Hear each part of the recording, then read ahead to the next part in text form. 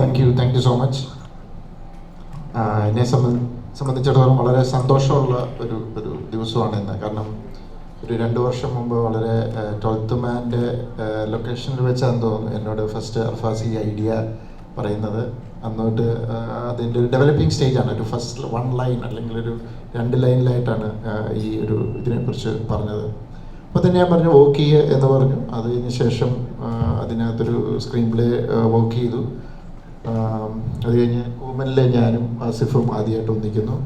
അങ്ങനെ ഒരു ഇതെല്ലാം ഞാൻ പറഞ്ഞു ഇതൊക്കെ ഒരു നിമിത്തമായിട്ട് വരുവാന്ന് പറഞ്ഞു. അപ്പോൾ ഒരു ദിവസം കൂമനിൽ നമ്മൾ കാന്തല്ലൂർ ലൊക്കേഷൻ അല്ലേ ഇവിടെ ഹോട്ടലിൽ ഇരുന്നപ്പോൾ എന്നോട് പറഞ്ഞു ആസിഫ് അത് കേൾക്കാമെന്ന് പറഞ്ഞിട്ടുണ്ട്. ഞാൻ വെരി ഗുഡ്. ഞാനിപ്പോഴും ഓർക്കുന്നുണ്ട് ആസിഫ് കഥ കേട്ട് കഴിഞ്ഞിട്ട് എൻ്റെ മുറിയിലേക്ക് ഇങ്ങനെ കയറി വന്നപ്പം വളരെ എക്സൈറ്റഡ് ആയിട്ടാണ് ആസിഫ് പറഞ്ഞു ചേട്ടാ ഞാൻ ഇത് കേട്ടു ഇത് കൊള്ളാം ഭയങ്കര രസമായിട്ടുണ്ടെന്ന് ഇതായിട്ടുണ്ടോ. അപ്പോൾ തന്നെ ഐ വാസ് വെരി ഹാപ്പി. കാരണം വെച്ച് കഴിഞ്ഞാൽ ഒരു ഫസ്റ്റ് സ്റ്റെപ്പ് അവിടെ സക്സസ്ഫുള്ളായിട്ട് കടന്നു. പിന്നെ അർഫാസിനെ കുറിച്ച് പറയുകയാണെങ്കിൽ ഞാൻ ബോളിവുഡിൽ നിന്ന് പൊക്കിയെടുത്തുകൊണ്ട് പോകുന്ന ആളാണ്. ഞാൻ ബോഡി എന്ന് പറയുന്ന സിനിമ ചെയ്യാനായിട്ട് ചെന്നപ്പം അങ്ങനെ അവിടെ എൻ്റെ കൂടെ അസോസിയേറ്റ് ചെയ്ത് അങ്ങനെ അദ്ദേഹത്തിൻ്റെ ഫാദറെ അതിനു മുമ്പ് എനിക്കറിയാം. പക്ഷെ അന്നേരം എന്നാൽ എൻ്റെ കൂടെ വർക്ക് ചെയ്യുന്ന സമയത്തൊന്നും ഫാദറിൻ്റെ പേര് പുള്ളി ഒരിടത്തും ഫാദറിൻ്റെ പേര് പറയത്തില്ല. അത് കഴിഞ്ഞാൽ തന്നെ ഞാനിത് അറിഞ്ഞത്. അത് കഴിഞ്ഞ് എൻ്റെ കൂടെ ഇങ്ങ് ഞാൻ ബോളിവുഡിൽ നിന്ന് നേരെ എടുത്ത് ബോളിവുഡിലേക്ക് കൊണ്ടുവന്നു. പിന്നെ ത്രൂ ഔട്ട് എൻ്റെ കൂടെ ഉണ്ടായിരുന്നു. ഇപ്പോഴും ഈ പറഞ്ഞ പോലെ എൻ്റെ പല പടങ്ങൾക്കും അസോസിയേറ്റ് ചെയ്യുന്നുണ്ട്. അപ്പം അങ്ങനെ അർഫാസിനെ സംബന്ധിച്ചിടത്തോളം അല്ലെങ്കിൽ ഓരോ ഫിലിം മേക്കറിനെ സംബന്ധിച്ചിടത്തോളം വലിയൊരു ഡ്രീം കം ട്രൂ ആണ്. പിന്നെ ഞാൻ ഫിലിം കണ്ടു, വളരെ നന്നായിട്ട് അത് ചെയ്തിട്ടുണ്ട്. It's A very different thriller.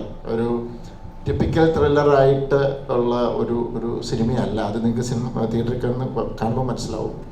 Definitely എല്ലാവരും ഇത് തിയേറ്ററിൽ തന്നെ വന്ന് കാണണം, എൻജോയ് ചെയ്യണം. ഒരു ഡിഫറെൻറ്റ് എക്സ്പീരിയൻസ് നിങ്ങൾക്ക് തരും. അതുകൊണ്ട് please watch it on theatres. Thank you.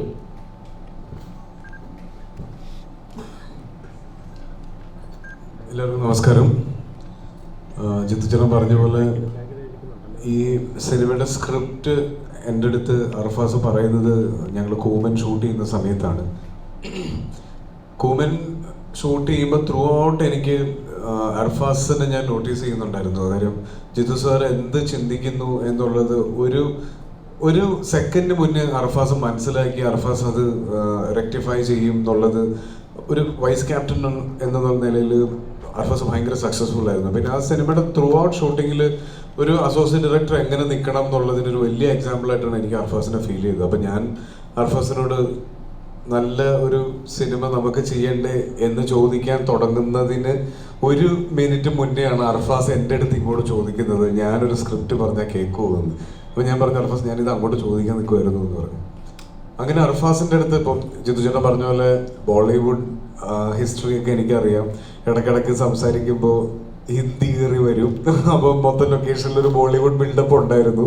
പക്ഷെ നല്ല ടെക്നീഷ്യനാണ്, നല്ല പണിക്കാരനാണ് എന്നൊക്കെ അറിയാവുന്നത് കൊണ്ടും അർഫാസിൻ്റെ ഒരു മൊത്തത്തിലുള്ള സ്റ്റൈലും ഒക്കെ വെച്ചിട്ട് ഞാനൊരു റോം കോം കഥയായിരിക്കും, ഒരു റൊമാൻറ്റിക് കോമഡി ആയിരിക്കും അർഫാസ് എന്നോട് പറയാൻ പോകുന്നത് എന്നുള്ളൊരു മുൻവിധിയിലാണ് ഞാൻ കഥ കേൾക്കാനിരുന്നത്. പക്ഷെ എന്നെ ഞെട്ടിച്ചുകൊണ്ട് അർഫാസ് പറഞ്ഞു തുടങ്ങിയത് ഒരു ത്രില്ലറായിരുന്നു. അത് വളരെ ഒരു വേഗായിട്ടുള്ള ഐഡിയ അങ്ങനെയൊന്നുമല്ല. അർഫാസ് വളരെ ക്ലാരിറ്റിയിലാണ് എന്നോട് ഈ കഥ പറയുന്നത്.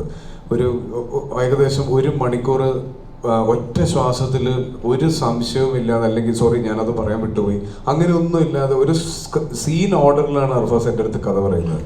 അത് പറഞ്ഞു കഴിഞ്ഞിട്ട് ഈ ക്യാരക്ടേഴ്സിന് 3 ക്യാരക്ടേഴ്സാണ് ഇതിന് മെയിനായിട്ട് നിൽക്കുന്നത്. അമല ചെയ്യുന്ന ക്യാരക്ടറും ഷറഫ് ചെയ്യുന്ന ക്യാരക്ടറും. ഇവരുടെ ക്യാരക്ടർ ഹിസ്റ്ററി, ബാക്ക്ഡ്രോപ്സ്, ഇവരിങ്ങനെ പെരുമാറാനുള്ള കാരണം എന്ന് വേണ്ട ഞാൻ എന്ത് സംശയമാണോ ചോദിക്കാൻ സാധ്യതയുള്ളത് അത് മുഴുവൻ അർഫാസ് എനിക്ക് പറഞ്ഞു തന്നു.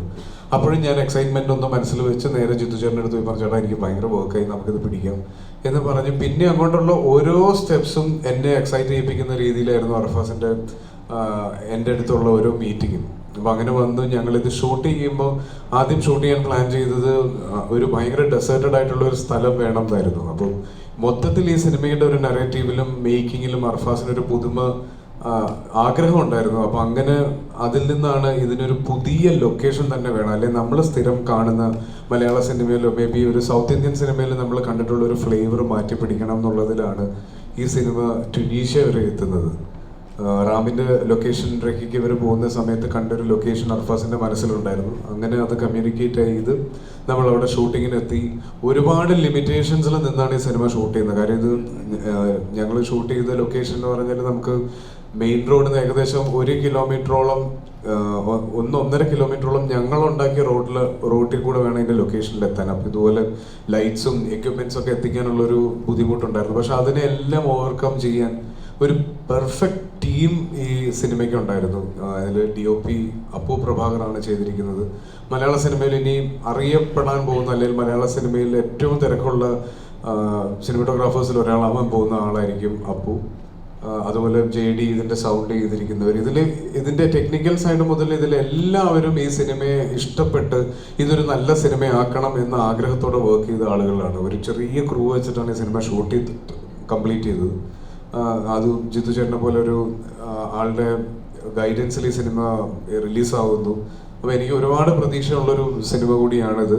ഇപ്പോൾ ഇതിൻ്റെ ട്രെയിലറും ഒക്കെ കണ്ടു കഴിയുമ്പോൾ ആളുകൾക്ക്, നിങ്ങൾക്ക് എല്ലാവർക്കും ഇതിൻ്റെ ഒരു മൂഡ് മനസ്സിലായിട്ടുണ്ടാവുമെന്ന് ഞാൻ വിചാരിക്കുന്നു. ഇതൊരു തിയേറ്റർ ഫൺ എൻ്റർടൈനർ എന്നൊന്നും പറയുന്നില്ല, നല്ലൊരു സിനിമയായിരിക്കും ഇത് എന്നുള്ളതിൻ്റെ അകത്ത് എനിക്കൊരു സംശയമില്ല. ബാക്കി കണ്ടിട്ട് നിങ്ങളാണ് തീരുമാനിക്കേണ്ടത്. Thank you. Good evening everyone, thank you for being here. I think main highlight points ഇവരെല്ലാവരും പറഞ്ഞു കഴിഞ്ഞു. ഞാനും എൻ്റെ പ്രോജക്റ്റിലേക്കുള്ള entries through Jithu sir. Jithu സാറിൻ്റെ അടുത്ത് എനിക്കൊരു കോൾ വന്നിട്ടാണ് ഞാൻ അർഫാസിനെ മീറ്റ് ചെയ്യുന്നത്. അപ്പോൾ തന്നെ ജിത്തു സാർ എനിക്ക് അർഫാസിനെ പറ്റിയൊരു നല്ലൊരു ഇൻട്രൊഡക്ഷൻ തന്നിരുന്നു. So and being a huge Jithu sir movie fan, ഞാൻ അത്രയും എക്സൈറ്റഡ് ആയിട്ട് തന്നെയാണ് ഞാൻ അർഫാസിനെ മീറ്റ് ചെയ്തത്. I was really looking forward to that narration. And story കേട്ടപ്പോൾ തന്നെ ഇതിലേക്ക് എന്നെ അട്രാക്ട് ചെയ്ത, അല്ലെങ്കിൽ എനിക്ക് ചെയ്യാനായിട്ട് ഒത്തിരി എക്സൈറ്റ് ചെയ്ത ഫാക്ടർ ഇതിൻ്റെ സ്റ്റോറി ആൻഡ് സ്ക്രീൻ പ്ലേ ആണ്. ഈ മെയിൻ ലൈക്ക് ഈ ഫിലിം എങ്ങനെയാണെന്ന് വെച്ചാൽ നമ്മൾ യൂഷ്വലി ഒരുപാട് ക്യാരക്ടേഴ്സ് ഉള്ള ഫിലിംസ് ഉണ്ടാവാറുണ്ട്. ബട്ട് ദിസ് ഫിലിം മെയിൻലി ഈ 3 ക്യാരക്ടേഴ്സാണ് ഇത് ഡ്രൈവ് ചെയ്യുന്നത്. ആൻഡ് അവരുടെ ഇടയിലുള്ള ഒരു ഡ്രാമ, അവരുടെ ഇടയിലുള്ള ഒരു ജേർണിയാണ് ഇതിനെ മുന്നോട്ട് കൊണ്ടുപോകുന്നത്. സോ അങ്ങനെ ഒരുപാട് യുണീക്കായിട്ടുള്ള ട്യൂണീഷ്യയിലുള്ള ഷൂട്ടിങ് ആൻഡ് ഇതിൻ്റെ മേക്കിങ്സ്, ഒരുപാട് യുണീക്ക് ഫാക്ടേഴ്സ് ഉള്ള ഫിലിമാണിത്. ആൻഡ് ഇതെല്ലാം comes in a thriller genre that makes it more engaging for the audience to watch. ഇതൊരു എക്സ്പെരിമെൻ്റൽ മൂവിയാണ്. It's a slow burner. And Asif പറഞ്ഞ പോലെ എന്തായാലും ഒരു മോശം സിനിമയാവില്ല എന്ന് ഞങ്ങൾക്ക് എല്ലാവർക്കും നല്ല ഉറപ്പുണ്ട്. ആൻഡ് ഞങ്ങളെല്ലാവരും we have poured our heart and soul into this film. Like he said, ട്യൂണീഷ്യയിൽ ഞങ്ങൾ ഷൂട്ട് ചെയ്തപ്പോൾ ഒരുപാട് ലിമിറ്റേഷൻസ് ഉണ്ടായിരുന്നു. ക്രൂ മെമ്പേഴ്സ് വളരെ ലിമിറ്റഡ് ആയിരുന്നു. എന്നാലും ഞങ്ങൾക്കിതൊരു ഒരു ക്രിയേറ്റീവ് എക്സ്പെരിമെൻ്റ് ആയിരുന്നു ഈ പ്രോജക്റ്റ്. ഒരു തിയേറ്ററൊക്കെ ചെയ്യുന്ന പോലെ ലൈവ് സൗണ്ട് ആയിരുന്നു. ഒരുപാട് റിഹേഴ്സലൊക്കെ ചെയ്തിട്ട് ചില സമയത്ത് നമ്മൾ ചില പ്രോജക്ട്സ് ചെയ്യുമ്പോൾ നമ്മൾ ക്രിയേറ്റീവ്ലി ഒത്തിരി സാറ്റിസ്ഫൈഡ് ആവും. അങ്ങനത്തെ ഒരു ഫിലിമാണിത്. And I am very very grateful that I could be a part of this film. So thank you Arfaz, thank you Jittu sir, thank you Asif, and thanks to the production. And definitely എൻ്റെ കരിയറിൽ ഞാൻ എന്നും ഓർത്തിരിക്കുന്ന ഒരു ഫിലിമായിരിക്കും ഇത്. And it's മറ്റന്നാൾ റിലീസാവാണ്. So very very excited and looking forward. And നിങ്ങളുടെ എല്ലാവരുടെയും സപ്പോർട്ട് വേണം. So thank U.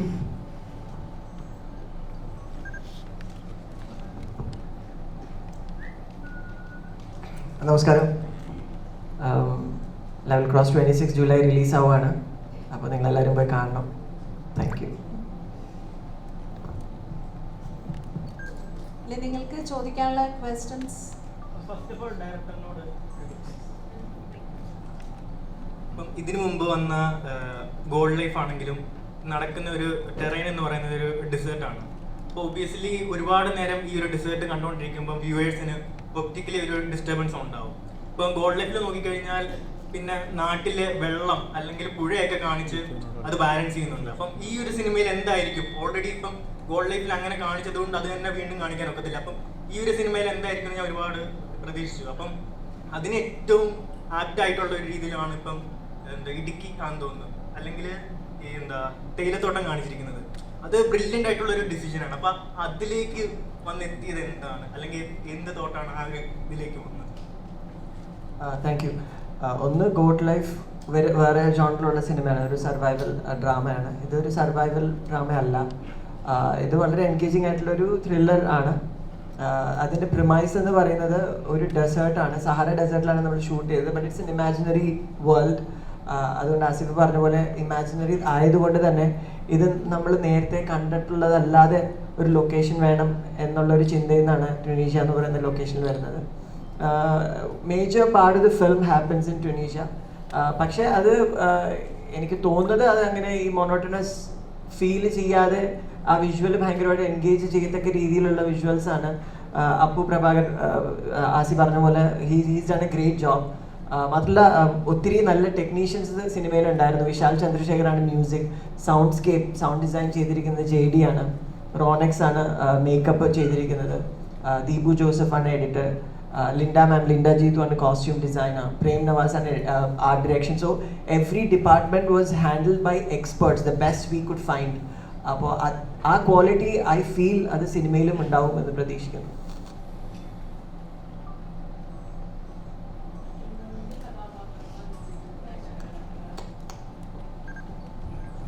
ഈ 3 കഥാപാത്രങ്ങളെ വെച്ചിട്ട് പ്രേക്ഷകരെ 2.5 മണിക്കൂറോളം തിയേറ്ററിൽ ഇരുത്താന്ന് പറഞ്ഞത് കുറച്ച് പ്രയാസമായ കാര്യമില്ല. അതെങ്ങനെയാണ് സ്ക്രിപ്റ്റിൽ നോക്കി കണ്ടത്? അത് ഈ 3 ക്യാരക്ടറിനെ വെച്ച് ഈ മോണോട്ടണസ് ആകാതെ എങ്ങനെ കൊണ്ടുപോകാം എന്നുള്ളൊരു തോട്ടിൽ നിന്ന് ഉടലെടുത്തതല്ല സ്ക്രിപ്റ്റ്. ഈ സ്ക്രിപ്റ്റിൻ്റെ റിക്വയർമെൻറ്റ് അനുസരിച്ച് ഈ ക്യാരക്ടേഴ്സ് മതി, ഇതായിരുന്നു അതിൻ്റെ റിക്വയർമെൻറ്റ്. അതുകൊണ്ടാണ് ആ സ്ക്രിപ്റ്റിൽ 3 ക്യാരക്ടേഴ്സായിട്ട് വരുന്നത്. പിന്നെ അത് നിങ്ങൾ കാണുമ്പോൾ അത് മനസ്സിലാവുമെന്ന് പ്രതീക്ഷിക്കുന്നു. ഇതിൽ ഒരുപാട് എന്താ, it's about a man who lives in solitude. 2 characters ഇതിൽ ഏറ്റവും ഇമ്പോർട്ടൻ്റ് ആയിട്ടുള്ള ക്യാരക്ടേഴ്സിൽ 2 പേര് സോഷ്യൽ സ്പെക്ട്രത്തിൻ്റെ എക്സ്ട്രീം എൻഡ്സിൽ നിൽക്കുന്ന 2 പേരാണ്. So in real world scenario ഒരുപക്ഷെ അവർ കാണുക പോലും ചെയ്യാൻ സാധ്യതയില്ലാത്ത 2 പേര് ഒരുമിച്ച് കുറേ സമയം സ്പെൻഡ് ചെയ്യുമ്പോൾ തന്നെ we eager to know what is happening between the. അപ്പോൾ ആ ഒരു ബേസിക് പ്രമൈസിലാണ് ഇത് വർക്ക് ചെയ്തിട്ടുള്ളത്.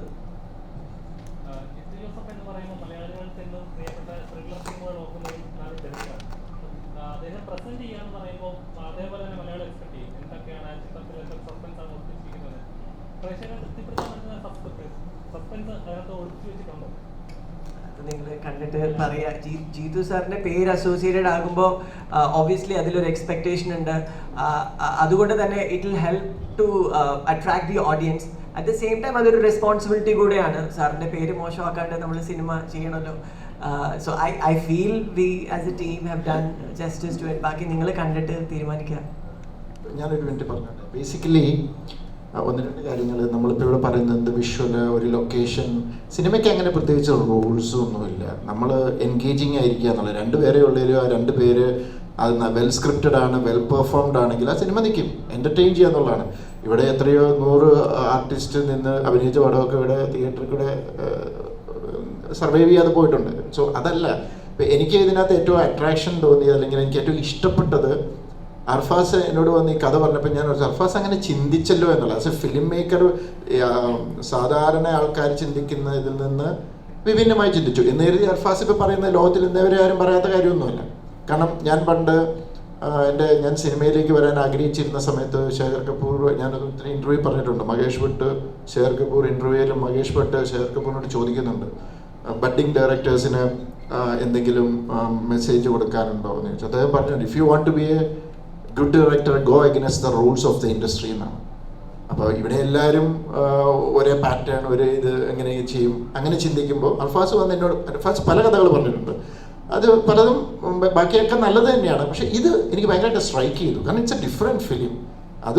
അതുകൊണ്ട് തന്നെയാണ് ഞാനിങ്ങനെ ഭയങ്കരമായിട്ട് സപ്പോർട്ട് ചെയ്തത്. കാരണം മലയാളത്തിന് ഇന്ന് എനിക്ക് തോന്നുന്നത് ഇന്ത്യയിൽ ഏറ്റവും കൂടുതൽ ഇങ്ങനെയുള്ള ഡിഫറെൻറ്റ് സിനിമകൾ ചെയ്യാനും അത് ആസ്വദിക്കാനും കഴിവുള്ള ഒരു ഗ്രൂപ്പാണ് നമ്മൾ കേരള മലയാളികൾ എന്ന് പറയുന്നത്. അതുകൊണ്ട് തന്നെയാണ് ഞാൻ ധൈര്യമായിട്ട് ഇരുന്നത്. And it's A very interesting film. അത് നിങ്ങൾ സിനിമ കാണുമ്പോൾ നിങ്ങൾക്കത് മനസ്സിലാവും. അപ്പോൾ അതിനകത്ത് വിഷ്വലും മാത്രമല്ല, അദ്ദേഹത്തിൻ്റെ സ്ക്രിപ്റ്റിംഗ് ഉണ്ട്, എഴുത്തുണ്ട്, ഇവരുടെ പെർഫോമൻസ് ഉണ്ട്, അതിലാണ് സിനിമ നിൽക്കുന്നത്. ഓഫ് കോഴ്സ് ഫോട്ടോഗ്രാഫി ഉണ്ട്, ബാക്കി എല്ലാ ഘടകങ്ങളും ഉണ്ട്. അപ്പം അത് നിങ്ങൾക്ക് സിനിമ കാണുമ്പോൾ മനസ്സിലാവും. ആസിഫ് ഖാൻ, ഈ അപ്പോഴത്തേക്ക് ശേഷം ഏറ്റവും അധികം ഫിസിക്കലി ഡിമാൻഡിങ് ആയിട്ടുള്ള സിനിമയാണോ ഇപ്പോൾ ചെയ്തിട്ടുള്ളത്? ആൻഡ് ഇതിലെ മേക്കപ്പ് അല്ലെങ്കിൽ അതിന് വഹിച്ചിട്ടുള്ള കോസ്റ്റ്യൂംസ്, ലുക്സ്, 2 ലുക്ക് ഉണ്ടെന്നൊക്കെ ട്രെയിലർ കണ്ടപ്പോഴാണ് മനസ്സിലായത്. എത്രത്തോളം ഫിസിക്കലി ഡിമാൻഡിങ് ആയിരുന്നു ലെവൽ ക്രോസ്? ഫിസിക്കലി ഡിമാൻഡിങ് എന്ന് പറയുമ്പോൾ എനിക്ക് എൻ്റെ ഒരു മേജർ കൺസേൺ അങ്ങനെ ഒരു ക്യാരക്ടറിലേക്ക് എത്തുമ്പോൾ, ആ ഒരു അപ്പിയറൻസിലേക്ക് എത്തുമ്പോൾ അതൊരു ഫാൻസി ഡ്രസ്സ് ആവരുത് എന്നുള്ളൊരു ആഗ്രഹം ഉണ്ടായിരുന്നു. കാര്യം ആ സ്ക്രിപ്റ്റ് ഡിമാൻഡ് ചെയ്യുന്ന, അല്ലെങ്കിൽ ആ ക്യാരക്ടർ ഡിമാൻഡ് ചെയ്യുന്ന ഒരു ലുക്ക് അതൊട്ടും ഈ ഏജ് കെട്ടി വെച്ച ഒരു ഫീൽ ഇല്ലാതെ കുറച്ച് റിയൽ ആയിരിക്കണം, ഒറിജിനൽ ആയിരിക്കണം എന്നൊരു ആഗ്രഹം ഉണ്ടായിരുന്നു. അപ്പോൾ അതിന് വേണ്ടിയിട്ട് 3-4 ഗെറ്റപ്സ് നമ്മൾ ഫൈനൽ ചെയ്തിരുന്നു. കുറച്ചധികം കോസ്റ്റ്യൂംസ് ട്രയൽ ചെയ്തിരുന്നു. അപ്പോൾ ആ ഗെറ്റപ്പിലാണ് നമ്മൾ ഈ പറയുന്ന രീതിയിലേക്ക് ക്യാരക്ടർ നരേഷനിലേക്ക് മീറ്റ് ചെയ്യുന്ന ഏറ്റവും അടുത്തുള്ളൊരു ഗെറ്റപ്പായിട്ട് തോന്നിയതായിരുന്നു. അപ്പം അതിനോട്, ആ ക്യാരക്ടറിനോട് ജസ്റ്റിഫൈ ചെയ്യുന്ന ഞങ്ങളെ കൊണ്ട് പോസിബിൾ ആയിട്ടുള്ളൊരു ഇത്. പിന്നെ ചാലഞ്ച് എന്ന് പറയുമ്പോൾ അതിൽ ഏറ്റവും വലിയ ചലഞ്ച് അത് തന്നെയായിരുന്നു. നമ്മൾ ഈ വേഷം കെട്ടുകയും പെർഫോം ചെയ്യുന്ന സമയത്ത് ക്യാരക്ടർ ലൂസ് ആവുകയും ചെയ്യുമ്പോഴാണ് അത് ഫാൻസി ഡ്രസ് ആവുക. അപ്പോൾ അത് ആവാതിരിക്കാൻ മാക്സിമം ട്രൈ ചെയ്തിട്ടുണ്ട്. അത് ഇനി പ്രേക്ഷകരാണ് പറയേണ്ടത്. ഇപ്പോൾ ഓരോ സമയത്തും മലയാളത്തിൽ ഓരോ സിനിമ ചെയ്യാൻ വേണ്ടിയിട്ട് അമൽ അപ്പോളിന് ഒരു കാരണങ്ങളുണ്ടായിരുന്നു. ഇപ്പോൾ ഉദാഹരണത്തിന് ഒരു ഇന്ത്യൻ പ്രണയകഥ ചെയ്യുന്ന സമയത്ത് ഇതിൽ ഇന്നസെന്റ് ഉണ്ടോ എന്നുള്ളതാണ് സത്യനന്ദിക്കണ്ണനോട് ചോദിക്കുന്നത്. അതുപോലെ ലാലേട്ടൻ്റെ കൂടെയുള്ള സിനിമകൾ ചെയ്യുമ്പോൾ അദ്ദേഹത്തിനോടൊപ്പം ചെയ്യാം, അല്ലെങ്കിൽ ജോഷി സാറിന്റെ ഡയറക്ഷനിൽ അഭിനയിക്കാം. ലെവൽ ക്രോസിന്റെ ഏറ്റവും വലിയ അങ്ങനത്തെ ഒരു കഥയല്ലാതെ ഇഷ്ടപ്പെടുത്തിയത് എന്താണ്? സത്യേട്ടനോട് ഞാൻ ഒരു ഇന്ത്യൻ പ്രണയകഥയിൽ ഇന്നസെന്റ് ഏട്ടൻ ഉണ്ടോ എന്ന് ചോദിക്കാൻ കാരണം എന്നാലേ ഞാൻ സിനിമ ചെയ്യുള്ളൂ എന്നുള്ളതല്ല. ഞാൻ ഇന്നസെന്റ് ഏട്ടന് ഭയങ്കര വലിയ ഫാനാണ്. പിന്നെ സത്യേട്ട ഫിലിമിലുള്ള ഒരു കോമൺ ഫാക്ടർ ആണല്ലോ, അപ്പം ആ ഒരു എക്സൈറ്റ്മെന്റിലാണ്. പിന്നെ റൺ ബേബി റൺ ആണെങ്കിലും അതിന്റെ story, Lalettan, Joshi sir, it's a combo. അതൊക്കെ ഒരു വലിയൊരു ബ്ലെസ്സിങ്സ് ആയിട്ടാണ് ഞാൻ കാണുന്നത്. ആക്ച്വലി ഞാൻ ചൂസ് ആൻഡ് പിക്ക് ചെയ്ത ഫിലിംസ് അല്ല, എന്നിലേക്ക് വന്ന ഫിലിംസ് ആണിത്. അതുപോലെ തന്നെ ഈ പ്രോജക്റ്റ് വന്നപ്പോഴും ഞാൻ പറഞ്ഞല്ലോ, ജിത്തു സാർ വിളിക്കുന്നു എന്നെ. പിന്നെ ഞാൻ സ്റ്റോറി കേട്ടു. ആൻഡ് ഇതിൻ്റെ actors, Asif and Sharafudheen, technically strong ആയിട്ടുള്ളൊരു ക്രൂ. ആൻഡ് മെയിൻലി എനിക്ക് ഇതിൻ്റെ സ്റ്റോറി, ആൻഡ് എനിക്ക് ആസ് എ ഡയറക്ടർ അർഫാസ് എനിക്കത് നറേറ്റ് ചെയ്തതും അർഫാസിൻ്റെ ഒരു വിഷൻ, അർഫാസിൻ്റെ ക്ലാരിറ്റി, എന്നെ അതെല്ലാമാണ് കൺവിൻസ് ചെയ്തത്. So overall it was a good project to be a part of എന്ന് തോന്നി. എനിക്കൊരു നല്ലൊരു ഇൻറ്റ്യൂഷൻ ഉണ്ടായിരുന്നു, ഒരു കൺവിക്ഷൻ ഉണ്ടായിരുന്നു, ഇത് എന്തായാലും വർക്ക്ഔട്ട് ആവും. ബിക്കോസ് എല്ലാ ഡിപ്പാർട്ട്മെന്റ്സിലും ഇത് അത്രയും തന്നെ ഈ പടം അർഫാസ് എങ്ങനെയാണോ കാണുന്നത് അതേ വിഷൻ തന്നെയുള്ള ആക്ടേഴ്സും ടെക്നീഷ്യൻസും തന്നെയാണ് ഇതിൻ്റെ കൂടെ ഉള്ളത്. സോ അത് നന്നായിട്ട് വരും എന്നുള്ളൊരു കോൺഫിഡൻസ് ഉണ്ടായിരുന്നു. എന്തൊക്കെ പറഞ്ഞാലും ഈ ആരാണിത് പ്രസന്റ് ചെയ്യുന്നത് എന്ന് പറയുമ്പോൾ നമുക്കൊരു എക്സ്പെക്ടേഷൻസും ബെഞ്ച് മാർക്കും ഒക്കെ ഉണ്ടാവില്ല. അപ്പോൾ ഡേവിഡ് ഫിഞ്ചർ ആണ് മൈൻഡ് റണ്ണർ പ്രസന്റ് ചെയ്യുന്നത് നെറ്റ്ഫ്ലിക്സിൽ എന്ന് പറയുമ്പോൾ ഉണ്ടാകുന്ന ഒരു കാര്യമുണ്ടല്ലോ, അല്ലെങ്കിൽ മണിരത്നം പ്രസന്റ് ചെയ്യുന്നു എന്ന് പറയുമ്പോൾ നമ്മൾ പ്രതീക്ഷിക്കുന്ന ഒരു എസ്തെറ്റിക്സ് ഉണ്ട്. അതുപോലെ ജിത്തു ജോസഫ് പ്രസന്റ് ചെയ്യുന്നു എന്ന് പറയുമ്പോൾ നമ്മൾ പ്രതീക്ഷിക്കുന്ന കുറച്ച് കാര്യങ്ങളുണ്ട്, ഈ ട്വിസ്റ്റുകൾ, ക്ലൈമാക്സിന്റെ റിവീലുകൾ, അതൊക്കെ ഇത് ഇവിടെയും വരുന്നുണ്ടോ ആ സാമ്യങ്ങളൊക്കെ? നിങ്ങളോട് എനിക്കൊരു റിക്വസ്റ്റ് ഉണ്ട്, എങ്ങനെയെങ്കിലും ബെഞ്ച് വർക്ക് ഒന്ന് ഒഴിവാക്കി തരാമോ? കാരണം ഈ ബെഞ്ച് വർക്ക് കാരണം ജീവിക്കാൻ മേല. കാരണം ബേസിക്കലി എന്താ പറയുക, ഞാൻ കുറച്ച് സിനിമകൾ ചെയ്തു, അതിനകത്ത് കുറച്ച് ത്രില്ലേഴ്സ് ആയിരുന്നു. ഞാൻ ഹ്യൂമർ ചെയ്തിട്ടുണ്ട്, ഫാമിലി ഡ്രാമ ചെയ്തിട്ടുണ്ട്, കോർട്ട് റൂം ഡ്രാമ ഇപ്പോൾ ചെയ്തിട്ടുണ്ട്. ബെഞ്ച് മാർക്കിൻ്റെ ഒരു ഇതെന്താന്ന് എനിക്ക് ഇപ്പോഴും മനസ്സിലായിട്ടില്ല. എൻ്റെ പ്രോബ്ലം അതാണ്. അപ്പം ദൃശ്യം ഇറങ്ങിക്കഴിഞ്ഞപ്പോൾ തൊട്ട് ഏത് സിനിമ വന്നാലും ദൃശ്യം പോലെ ആയാലും ഞാൻ വേറെ ദൃശ്യം 1 ഉം 2 ഉം തമ്മിൽ കമ്പയർ ചെയ്യുന്ന എനിക്ക് മനസ്സിലാക്കാം. അപ്പം എനിക്കതിപ്പോഴും കൺഫ്യൂസ്ഡ് ആകുകയാണ്. അതുകൊണ്ട് ഞാൻ ദയവ് ചെയ്ത് പറയാം, എൻ്റെ ബെഞ്ച് മാർക്കും ലെവൽ ക്രോസും തമ്മിൽ കണക്ട് ചെയ്യണ്ട. ലെവൽ ക്രോസ് എന്ന് പറയുന്നത് it's A different film, it's an interesting plot, ഒരു ഡിഫറെൻ്റ് ആയിട്ടുള്ള ഒരു സ്റ്റോറി, അതിനകത്ത് നന്നായിട്ട് പെർഫോം ചെയ്ത ഒരു നല്ല ക്യാരക്ടറൈസേഷൻസ് ഉണ്ട് അതിനകത്ത്. അപ്പം അതൊരു പുതിയ ഫിലിം മേക്കറുടെ ഒരു തോട്ടാണ്. അതിനെ നിങ്ങൾ സപ്പോർട്ട് ചെയ്യാം. അപ്പം അല്ലാതെ നിങ്ങളിത് ഈ സിനിമ ജിത്തു ജോസഫിൻ്റെ യൂഷ്വൽ ട്വിസ്റ്റ് അങ്ങനെ അത് പ്രതീക്ഷിച്ച് വരാറില്ലേ. ഇതൊരു ഒരു വ്യത്യസ്തമായ ഒരു സിനിമ, ഒരു നല്ലൊരു സിനിമ കാണുക എന്നുള്ള രീതിയിൽ വരിക. അല്ലാതെ ഇതിനകത്ത് ഭയങ്കരമായ ട്വിസ്റ്റ് ഉണ്ട്, അല്ലെങ്കിൽ ഭയങ്കരമായ ഹ്യൂമർ ഉണ്ട്, അങ്ങനത്തെ ഒന്നുമില്ല. ഇതൊരു ഡിഫറെൻറ്റ്, അതേ ഒരു വ്യത്യസ്തമായൊരു സിനിമ എന്ന് കരുതി ഒരു കാര്യം ഞാൻ പറയാം, ഇത് ലോകത്തിൽ ഇന്ന ഒരു എന്നൊന്നും അവകാശപ്പെടുന്നില്ല. പക്ഷെ വേറൊരു എക്സ്പീരിയൻസ് ആയിരിക്കും ഈ സിനിമ എന്നാണ് എൻ്റെ വിശ്വാസം.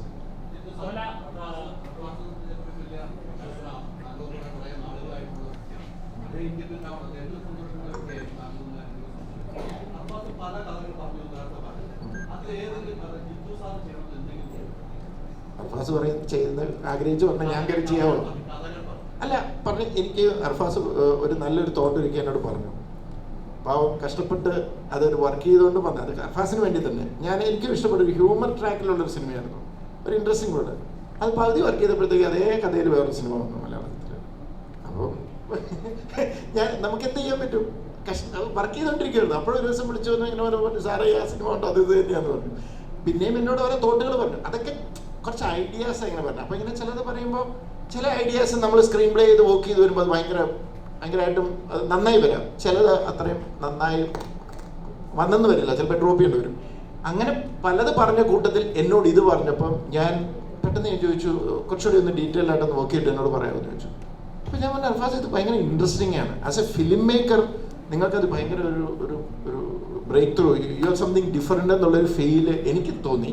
അത് ചിലപ്പോൾ ഓഡിയൻസിന് കിട്ടുമായിരിക്കും എന്നെനിക്ക് തോന്നി.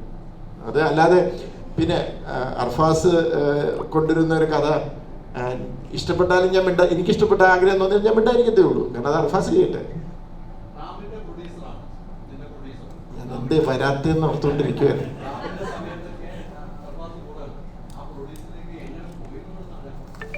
പ്രൊഡ്യൂസർ അല്ല, അത്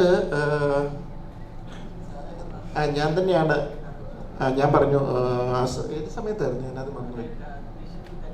ദൃശ്യം 2 തെലുങ്ക് ചെയ്തുകൊണ്ടിരിക്കുന്ന സമയത്താണ് ഞാൻ വിളിച്ച് പറയുന്നത്. അപ്പം അന്നത്തെ നമ്മൾ ആസിഫായിട്ടൊക്കെ സംസാരിച്ചു അല്ലേ? ഇല്ല, അതിന് മുമ്പാണ്. അപ്പം ഞങ്ങൾ ആദ്യം പ്രൊഡ്യൂസറോടെ സംസാരിച്ചത്, അത് മറന്നുപോയി.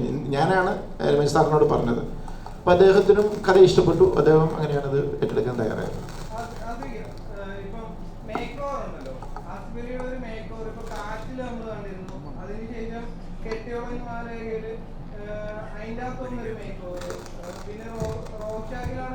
കണ്ണ് മാത്രം കാണിച്ചിട്ട് ഉള്ളൊരു മേക്ക് ഓവറായിട്ട് വേണമെങ്കിൽ ഒരു തരത്തിൽ വേണമെങ്കിൽ അഡ്രസ് ചെയ്യാം. ഇപ്പൊ ഇതിൻ്റെ അകത്ത് വരാൻ നേരത്ത് മാസങ്ങളോളം പല്ല് തേക്കാതെ അഭിനയിച്ചെന്ന് പറഞ്ഞാൽ അമലയാണ് ആ റൂമറിന്റെ പിന്നില്. മാസങ്ങളോളം പല്ല് തേക്കാതെ അഭിനയിക്കാനോ കൂടെ നിൽക്കാനോ എനിക്ക് പറ്റുമെന്ന് അറിയില്ല. ഇനി അമലക്ക് അത് എപ്പോഴാണ് തോന്നിയതെന്നും എനിക്കറിയില്ല. കാര്യം ആ ക്യാരക്ടറിന് അങ്ങനെ ഒരു ഔട്ട്ലൈൻ ഉണ്ടായിരുന്നു കാണുമ്പം. കാര്യം ഒറ്റയ്ക്ക് താമസിക്കുന്ന ഒരാളാണ് അയാൾ. ഒരു സമയം കഴിഞ്ഞപ്പോൾ അയാൾ ലുക്സിനെ പറ്റിയിട്ടോ അല്ലെങ്കിൽ അയാളുടെ ജീവിത രീതിയെ പറ്റിയിട്ടൊന്നും അയാൾ ബോധേഡല്ല. സോഴ്സസ് അങ്ങനെ സൗകര്യമില്ലാത്തതുകൊണ്ടൊന്നുമല്ല, പുള്ളി ബോധേഡല്ലായിരുന്നു. ആരും കാണാനില്ല. അപ്പോൾ അങ്ങനെ ഉണ്ടായിരുന്നു. പക്ഷെ ഞാനതിനു വേണ്ടി പല്ല് തേക്കാതിരുന്നിട്ടൊന്നുമില്ല. പിന്നെ ആ പല്ല് ഒരു പ്രോസ്തറ്റിക് ആണ്. ഒരു ഡോക്ടറെ കൊണ്ട് നമ്മുടെ റോണക്സ് മേക്കപ്പ് ആർട്ടിസ്റ്റ് ഉണ്ടാക്കിയതാണ്. അപ്പോൾ ആ പല്ല് ഞാനാണ് ഡെയിലി വീട്ടിൽ കൊണ്ടുപോയിക്കൊണ്ടിരുന്നത്. ഷൂട്ട് കഴിഞ്ഞത് റൂമിൽ കൊണ്ടുപോയി ഞാൻ തന്നെ രാവിലെ വൃത്തിയാക്കി കൊണ്ടുവരുമായിരുന്നു. അപ്പം ആ പല്ലാണ് ആ കാണുന്നത്. എൻ്റെ പല്ല് അകത്തുണ്ട്, അത് ഞാൻ ഡെയിലി തേക്കുന്നുണ്ടായിരുന്നു. എന്നിട്ട് ഡെയിലി ഒരു സെൽഫി എടുത്ത് അയക്കും വീട്ടിലേക്ക് പിള്ളേർക്ക് ഗുഡ് മോർണിംഗ്.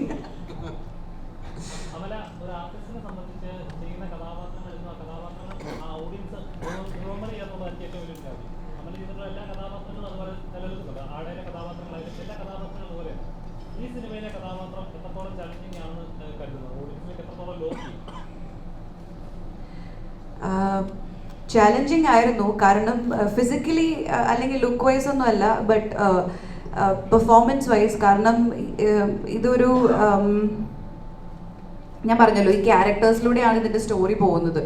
അപ്പം ഒത്തിരി ലേയേഴ്സ് ഉള്ള ഒരു ക്യാരക്ടറാണ് ഞാൻ പ്ലേ ചെയ്ത ചൈതാലി എന്ന് പറയുന്ന ക്യാരക്ടർ. അപ്പോൾ എനിക്ക് ഒത്തിരി കൺഫ്യൂഷൻസ് ഉണ്ടായിരുന്നു. ഒരുപാട് ക്ലാരിറ്റി വേണ്ട ഒരു ക്യാരക്ടറായിരുന്നു. ഐ റിമെമ്പർ ഞാൻ ജിത്തു സാറിനെയും അവിടെ നിന്ന് ടുണീഷ്യയിൽ നിന്ന് വിളിച്ചിട്ട് ഇതിനെക്കുറിച്ച് ഡിസ്കസ് ചെയ്തായിരുന്നു.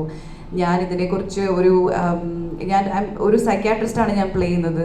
അപ്പം ഞാനൊരു ഡോക്ടർ, ഒരു സൈക്യാട്രിസ്റ്റ്, എനിക്കറിയാവുന്ന ഒരു ഡോക്ടറെ വിളിച്ചിട്ട് ഞാൻ ഡിസ്കസ് ചെയ്തിരുന്നു. അപ്പോൾ എനിക്ക് ഒരു ക്ലാരിറ്റിയിലേക്ക് എത്താൻ വേണ്ടിയിട്ട് കുറച്ച് സമയം എടുത്തിരുന്നു. But Arfaz was there. എനിക്ക് എൻ്റെ എല്ലാ ക്വസ്റ്റ്യൻസും വളരെ വ്യക്തമായി ക്ലിയർ ചെയ്ത് തന്ന്. അപ്പോൾ ആ ഒരു മെൻ്റൽ എക്സസൈസ്, ആ ഒരു പ്രോസസ്സ് വെച്ച് നോക്കുമ്പം ചാലഞ്ചിങ് ആയിരുന്നു. ബട്ട് എനിക്ക് I really want to thank ഞങ്ങളുടെ DOP അപ്പു പ്രഭാകർ. ലൈക്ക് നമ്മൾ ചില സിനിമയിൽ നമുക്ക് തോന്നില്ലേ നമ്മളെ കാണാനായിട്ട് വളരെ ഭംഗിയുണ്ടെന്ന്. Like I look really good, like presented very well. ചില ആംഗിൾസ് ലൈക്ക് എല്ലാം ഞാൻ ചെയ്യുന്ന എൻ്റെ പെർഫോമൻസ് വളരെ ബ്യൂട്ടിഫുൾ ആയിട്ട് ക്യാപ്ചർ ചെയ്തിട്ടുണ്ട് അപ്പോൾ. അപ്പം ആ ഒരു രീതിയിൽ എനിക്ക് ഐ എം റിയലി ഹോപ്പിംഗ് ഓഡിയൻസിന് ഇത് കാണുമ്പം മേ ബി ഒരു ഇന്ത്യൻ പ്രണയകഥയ്ക്കൊക്കെ ശേഷം എൻ്റെ അടുത്ത് ഒത്തിരി പേര് പറഞ്ഞായിരുന്നു ആ ലവ് സോങ് ഒക്കെ കണ്ടപ്പം അതിന് ശേഷമാണ് അമലേനെ ഇങ്ങനെ കാണുന്നത് മലയാളത്തിൽ, അങ്ങനത്തെ ഒരു യുനോ പെർഫോമൻസ്. അപ്പം ഞാനും എക്സൈറ്റഡ് ആണ്. മേ ബി ഇത് കഴിയുമ്പം ആ ഒരു ഫീൽ അല്ലെങ്കിൽ ആ ഒരു വൈബ് ഇത് ക്രിയേറ്റ് ചെയ്യുമെന്ന് എനിക്കും ഒരു പ്രതീക്ഷയുണ്ട്.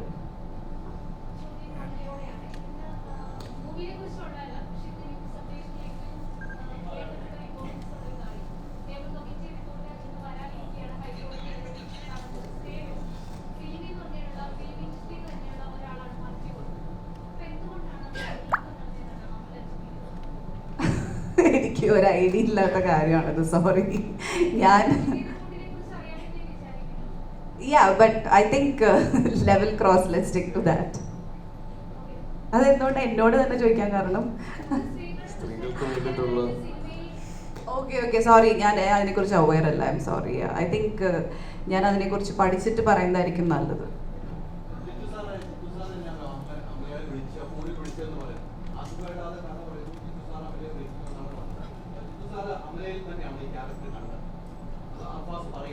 അല്ല, ഞങ്ങൾ ഇതിനെക്കുറിച്ച് ഡിസ്കസ് ചെയ്തപ്പോൾ നമുക്ക് ഒരു കുറച്ചൊരു ഇപ്പം മലയാളത്തിൽ ഒരു എനിക്ക് ആ സമയത്ത് കുറച്ചൊരു ഗ്യാപ്പ് ഉണ്ടായിരുന്നു. ഒരു ഫ്രഷ് മീൻസ് ഒരു സ്ഥിരം ചെയ്തുകൊണ്ടിരിക്കുന്ന ഒരാൾ പാടില്ല, പിന്നെ ന്യൂ ഫേസ് വേണം, ഇങ്ങനെ ഒരു ഡിസ്കഷൻ നടന്നപ്പം എനിക്ക് ആരോ ഒരാൾ നമുക്ക് പെട്ടെന്ന് ഈ കാസ്റ്റ് ചെയ്യുന്ന സമയത്ത് ചിലപ്പോൾ പല ഫേസസും ഓർക്കത്തില്ല. അങ്ങനെ ഇരുന്നപ്പോൾ ആരോ ഒരാൾ അവിടെ ഇരുന്ന് അവരപ്പോൾ എന്ന് പറയുമ്പോൾ പെട്ടെന്ന് എല്ലാവരും പറഞ്ഞു ഷീസ് ഗുഡ്, കറക്റ്റ്, ഇതിനകത്ത് മാച്ച് ചെയ്യുന്നുണ്ട് ഈ ക്യാരക്ടർ എന്ന് പറഞ്ഞാൽ. ഇതൊരു ഗ്രൂപ്പ് ഡിസ്കഷനിൽ നിന്ന് പെട്ടെന്ന് ആ പേര് പോപ്പപ്പ് ചെയ്ത് വന്നപ്പോൾ ഞങ്ങളങ്ങ് എടുത്ത ഡിസിഷനാണ്. അപ്പോൾ തന്നെ ഞാൻ പറഞ്ഞു എനിക്ക് അമലേനെ അറിയാം, ഞാൻ വിളിക്കാം, ഞാൻ സംസാരിക്കാമെന്ന് പറഞ്ഞ് ഞാൻ ഇമ്മീഡിയറ്റ് വിളിക്കുകയായിരുന്നു.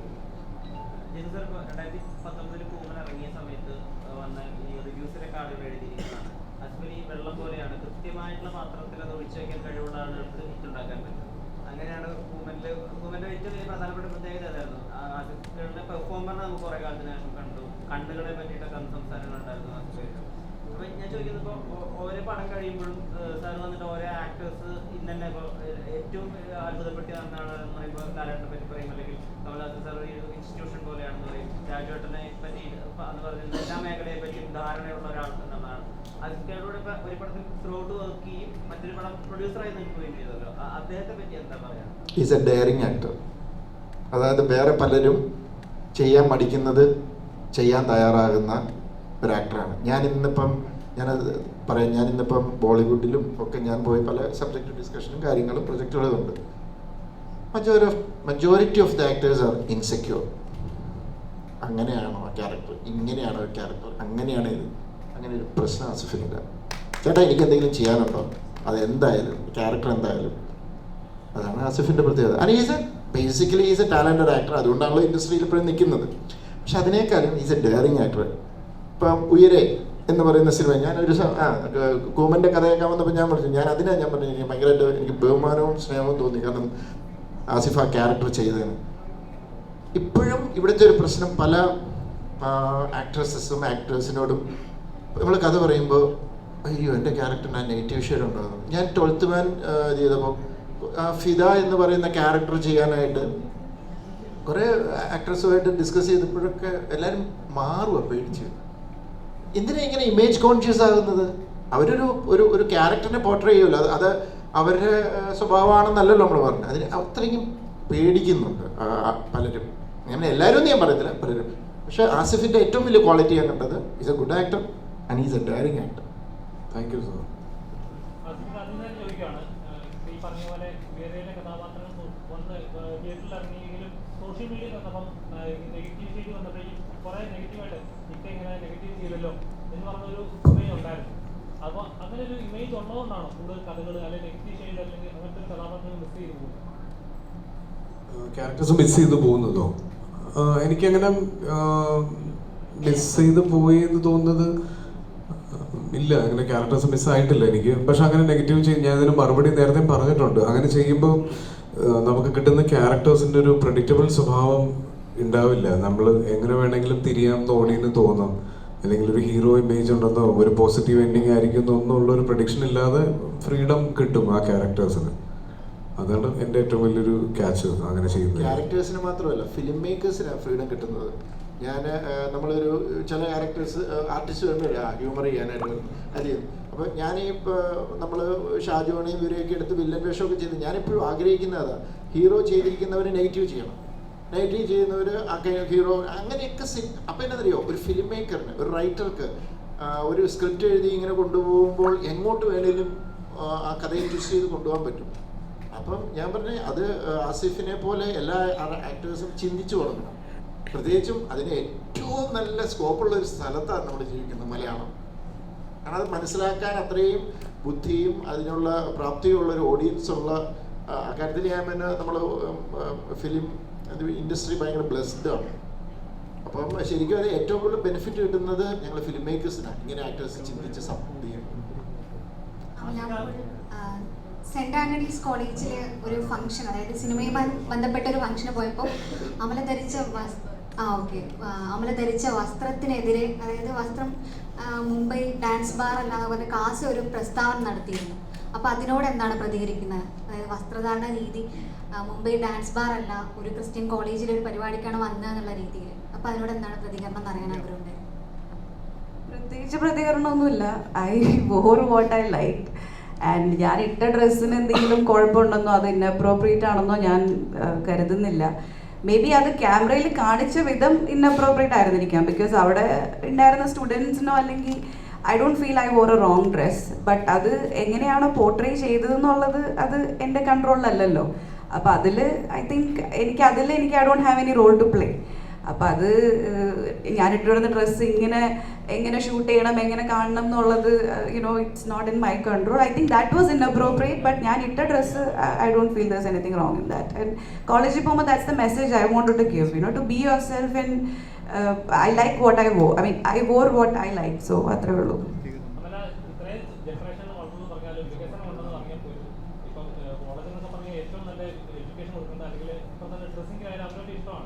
കോമൺ ബാത്റൂം എന്ന് പറഞ്ഞൊരു സിസ്റ്റം തന്നെ മഹാരാജ്യത്ത് വന്നു. ആണ് പെണ്ണാൽ ഈക്വാലിറ്റി എന്നുള്ള ഇത്. അങ്ങനെയുള്ള സൊസൈറ്റി പോലും ഈ പറയുന്ന പോലെ ഒരു ഡ്രസ്സ് ഇട്ടതിന് സോഷ്യൽ മീഡിയയിലൂടെ പറഞ്ഞ കമന്റ് ഇടുക എന്ന് പറയുന്ന അത് നമ്മുടെ വളർച്ചയെക്കാളും മുരടിച്ചല്ലേ ഇത് കാണിക്കുന്നത്. അതിപ്പം അങ്ങനെയായി. നമ്മൾ എന്തിട്ടാലും കമന്റ് ഇടാലോ. ഇപ്പൊ സാരി ഉടുത്താലും അത് എങ്ങനെ പോർട്രേ ചെയ്യുന്നു, അല്ലെങ്കിൽ ഇപ്പം ഇന്ത്യൻ ഡ്രസ് ചുരിദാറോ സാരി ഉടുത്താലും അത് ഐ തിങ്ക് ഓരോരുത്തർ അതിൽ നമുക്ക് പ്രത്യേകിച്ച് കൺട്രോൾ ഇല്ല. അപ്പം അങ്ങനെയുള്ള കാര്യങ്ങളിലേക്ക് I don't really focus because ഞാൻ ഒരു ആക്ടറാണ്. So I want to give my energy into what I do. ഞാൻ ഇവന്റിന് പോകുമ്പോൾ ഞാൻ ധരിക്കുന്ന ഡ്രസ്സ് ഞാൻ എന്താണോ, ഞാൻ അങ്ങനത്തെ ഡ്രസ്സാണ് ഞാൻ ഇവന്റിന് പോകുമ്പോൾ ധരിക്കുന്നത്. ഞാൻ സാരീസ് കൊടുക്കാറുണ്ട്, സൽവാസ് കൊടുക്കാറുണ്ട്, വെസ്റ്റേൺ ഡ്രസ്സ് കൊടുക്കാറുണ്ട്. എനിക്കെന്താണോ കംഫർട്ടബിൾ, എനിക്കെന്താണോ എൻ്റെ മൂഡ് എന്താണോ അതനുസരിച്ചാണ് ഞാൻ ഡ്രസ്സ് ചൂസ് ചെയ്തത്. പിന്നെ it's all part of this game.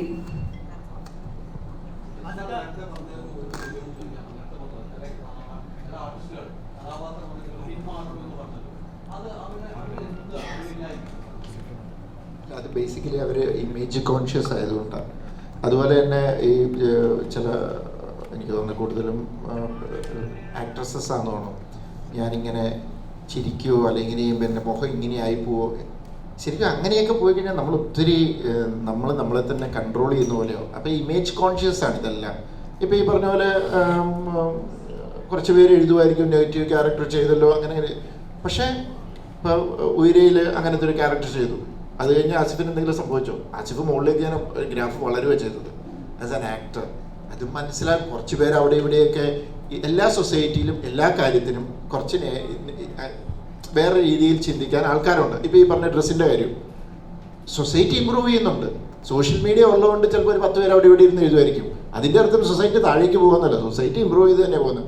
അതിപ്പോൾ 100 കൊല്ലം കഴിഞ്ഞാലും കുറച്ച് പേര് കാണും. എപ്പോഴും ഉണ്ട്, 100 പേരുണ്ടെങ്കിൽ 100 സ്വഭാവക്കാരാണ്, അത്രയേ ഉള്ളൂ. അപ്പോൾ അത് എന്താ പറയുക, ഞാൻ ബേസിക്കലി ഈ ക്വസ്റ്റ്യനിലേക്ക് വരികയാണെങ്കിൽ ഇമേജ് കോൺഷ്യസ് ആണ്. ഞാനിപ്പോൾ ഇങ്ങനെ ചെയ്ത് കഴിഞ്ഞ് പുറത്തേക്ക് ഇറങ്ങുമ്പോൾ ആൾക്കാരെങ്ങനെ എടുക്കും, ചിലപ്പോൾ കുറച്ച് പേര് അത് എടുക്കും, മനസ്സിലാക്കാവുന്നവർക്ക് അത് മനസ്സിലാവും, അത്രയേ ഉള്ളൂ.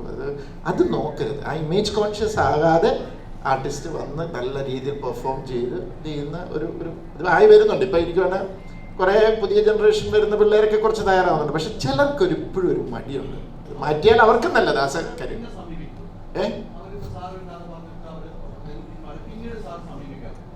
ഇല്ല, കാരണം ഞാൻ ഇതിനെ ഒന്ന് പോയിട്ട് ഇതാണെങ്കിൽ പിന്നെ അല്ല ഞാൻ അങ്ങനെ ഞാൻ എഴുതി തള്ളുക. അല്ലെങ്കിൽ അവനെ അപ്പം ഇനിയിപ്പോൾ ആ വ്യക്തിക്ക് പറ്റുന്ന ഒരു ക്യാരക്ടർ വന്നാൽ അത് പിന്നെ എൻ്റെ സെൽഫിഷ്നെസ്സാണ്. ഞാൻ പോകും, എനിക്ക് ആവശ്യമുണ്ടെന്ന് തോന്നിയാൽ, അല്ലേ ഞാൻ ചെല്ലത്തില്ല. കാരണം നമ്മളൊരു ഒരു ഐറ്റുമായിട്ട് ചെല്ലുവാണ്. അപ്പം അവർ നോക്കേണ്ടതിൻ്റെ പെർഫോം ചെയ്യാനുള്ള സാധ്യതയെക്കുറിച്ചാണ്. അതാണ് ഒരു ആക്ടർ നോക്കേണ്ടത്. അല്ലാതെ എനിക്ക് ഇങ്ങനെ ആയിരിക്കണം, അയ്യോ എനിക്ക് അങ്ങനെ ആവാൻ പറ്റത്തില്ല, അല്ലെങ്കിൽ എനിക്ക് എന്താ പറയുക ഇല്ലീഗൽ റിലേഷൻഷിപ്പ് ഉള്ള ഒരു ക്യാരക്ടർ ആവാൻ പറ്റത്തില്ല, അല്ലെങ്കിൽ പണ്ട് ഏതോ ഒരു ഇതിനകത്ത് എനിക്ക് പ്രോസ്റ്റിറ്റ്യൂട്ടായിട്ട് ചെയ്യാൻ ഞാനില്ല. അങ്ങനെയൊക്കെ ചിന്തിക്കരുത്. ഇതെല്ലാം ക്യാരക്ടറല്ലേ, അത്രേ ഉള്ളൂ. അപ്പം ചെല്ലാത്തതിൻ്റെ കാരണം എന്താ പറയുക, അവരുടെ സിനിമയോടുള്ള അവരുടെ അപ്രോച്ച് എനിക്ക് മനസ്സിലായി. ദേ ആർ നോട്ട് പാഷനേറ്റ് എന്നൊരു ഫീലിംഗ് വന്നു. ഫെയിമോ അല്ലെങ്കിൽ ലൈം ലൈറ്റോ മാത്രമാണ്. അങ്ങനെ ആകുമ്പോൾ അതിനകത്തൊരു ഇതുണ്ട്, അത്രേ ഉള്ളൂ.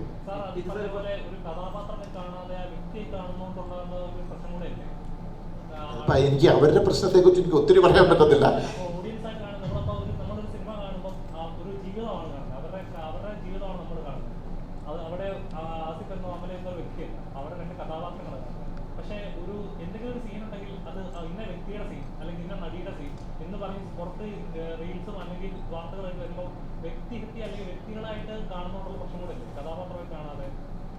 അത് ആരുടെ പ്രശ്നമാണെന്ന് പറയുന്നത്? ആർക്ക് പ്രശ്നമാണെന്ന് പറയുന്നത്?